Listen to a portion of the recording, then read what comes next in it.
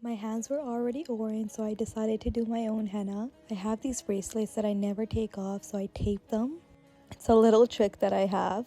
And now moving on to the henna. Whenever I do my own henna, it's so hard for me to record compared to when I do my bride's henna. I'm just so used to that layout, having that control and everything. I also put a little bit too much pressure on myself when I do my own henna, because I always want to create something new, something different that I haven't done before. And I'm obsessed with these like dome-like designs. They're a perfect mixture of like elegant and modern at the same time. You guys see how dots make a difference? Anyways, I was like, oh my god, this is coming together. I really like it. Surrounded the dome with like some flowers, and then I was like, oh my god, there's this big empty space. So I was like, let me draw some leaves in here. And I really thought that it all came together with this. And of course, I can't forget the dots.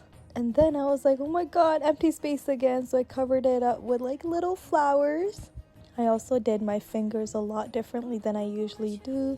I hope you guys like this design. Please let me know in the comments what you guys think. This is the final product.